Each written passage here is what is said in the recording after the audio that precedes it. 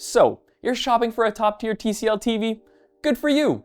But, which one should you go for? The TCL QM8K or the TCL QM9K? The QM8K is the crowd pleaser TCL that has been sitting at the top of our recs this year.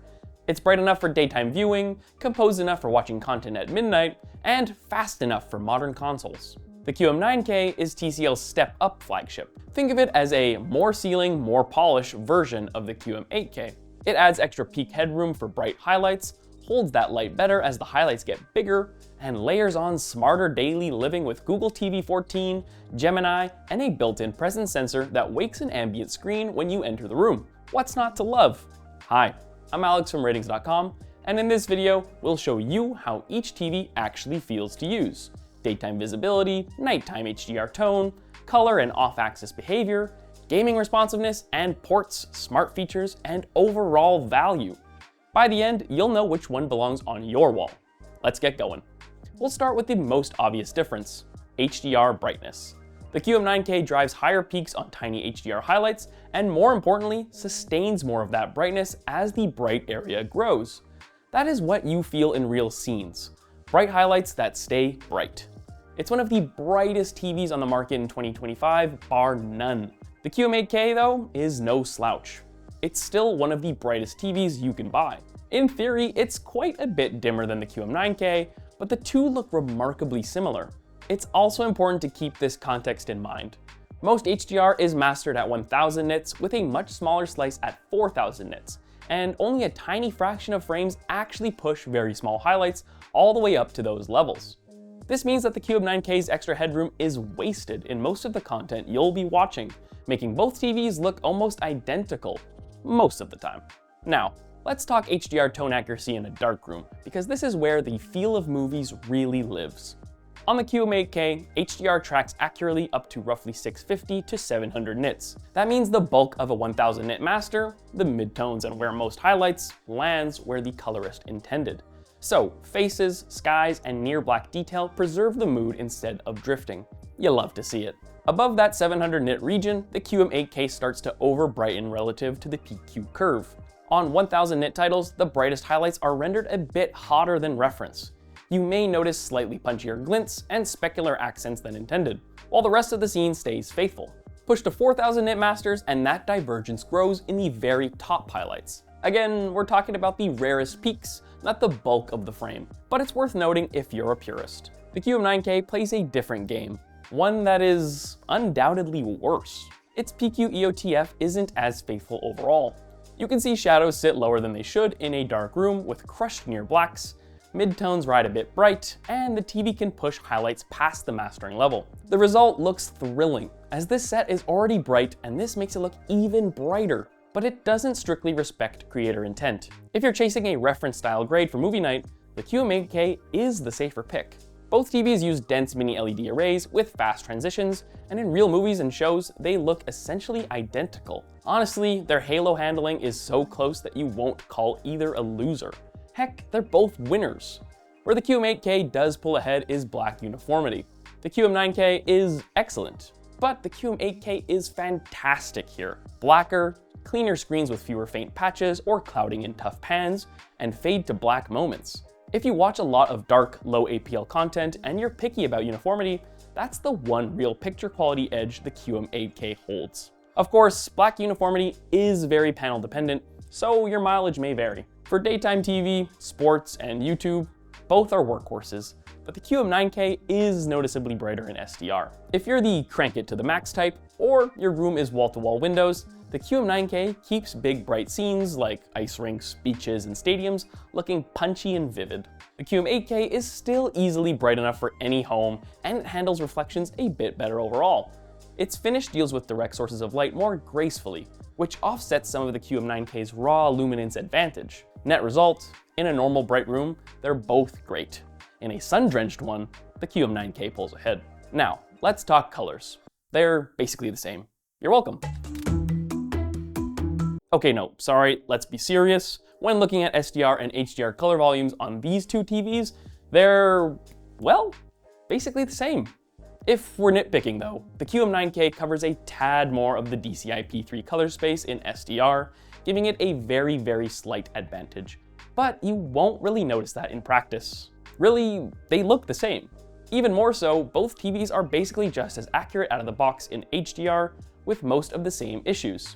Too cold, with noticeable color mapping errors, and some issues in white balance. In SDR, the QM9K is a bit more accurate, although both TVs are way too warm out of the box. Thankfully, you can calibrate both to get some massively improved colors, especially in SDR. When it comes to the viewing angle, both TVs use WHVA panels, so off-axis behavior is better than on classic VA. But there's a twist. On the QM9K, colors wash out a bit faster as you move wide compared to the QM8K. Where the QM9K does hold an edge is in black level rays. Blacks stay darker off angle, while the QM8K's blacks lift more quickly as you slide to the side. From the couch, that means the QM8K keeps color a touch better as seats drift wide, whereas the QM9K keeps contrast looking deeper from those same seats. If you're seating fans out, pick which matters more to you. Slightly stronger color off-axis on the QM8K, or slightly better black levels off-axis on the QM9K. Okay, here's the part gamers care about. Both TVs check the features that matter most. Low input lag, VRR for modern consoles and PCs, 4K high refresh rate modes, and very high frame rate 1080p options that make shooters and racing games feel super responsive. Crucially, game mode doesn't dim the brightness on either TV. It's bright and beautiful. As for ports on both models, you get two HDMI 2.1 inputs alongside HDMI 2.0 ports for legacy gear. That's enough for, say, a PS5 and an Xbox running at full bandwidth, plus a PC or receiver on HDMI 2.0. If you juggle more than two 2.1 sources, plan your connections or let an AVR handle the switching. Responsiveness differs slightly. On paper, the QM9K's game mode CAD charts won't set records.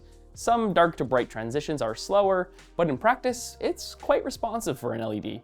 Black smearing is restrained, overdrive artifacts are controlled, and the panel's brightness headroom helps maintain clarity in motion instead of dimming mid-scene. Coming from a 60Hz budget set, you'll feel the step up instantly when you pan across a bright map or dive into a high frame rate racing game. But if we're putting the QM9K directly against the QM8K, which we are, the QM8K feels a hair snappier in pure transitions.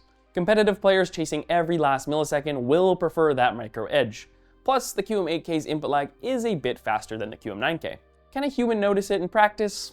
Probably not, but we can measure it. This makes us prefer the QM8K for gaming overall, as most content will look just as bright on it, but expert players will notice the extra responsiveness. Now, the QM9K does have one clear advantage: smart features. It ships with Google TV 14 plus Gemini AI built in, so you can speak naturally, keep context across questions, and bounce from "who's that actor" to "what's the forecast" seamlessly.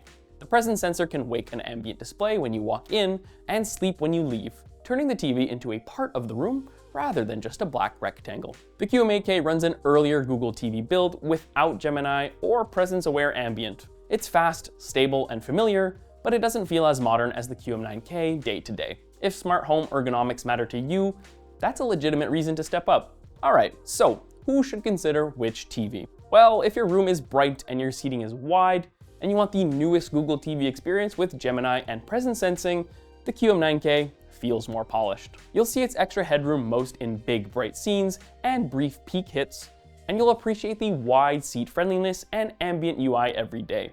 That is, you'll notice the extra headroom if you watch the rare 4000 nit content. Otherwise, you won't notice much. But hey, it has Gemini! If your budget matters and you want nearly the same picture in most content for less, the QM8K is the smarter buy. It's extremely accurate up to 650 to 700 nits, and while it does over-brighten those very top highlights, and more so on the rare 4000 nit titles, the difference tends to live in the smallest, briefest parts of the frame. So, which one should you buy? The QM9K can get a bit brighter and hold big highlights a bit longer, but HDR movies and shows rarely hit or sustain those extremes, so you won't see a night and day difference. What you will notice day to day is that the QM9K runs the Google TV 14 with Gemini and presence sensing. But that's not much considering the price difference at play here. The TCL QM8K is the far better value for most people considering the amount you save. You're getting nearly the same real-world picture. Bright, disciplined, and great for gaming, and more accurate. That is our full comparison of the TCL QM8K and the TCL QM9K. What do you think? Are you ready to throw some money into the wind for the QM9K, or do you prefer to save some cash and go with the value pick? Let us know in the comments below, and check out our website for the complete measurement tables and calibration notes. Until next time, I'm Alex from Ratings.com, where we help you find the best products for your needs.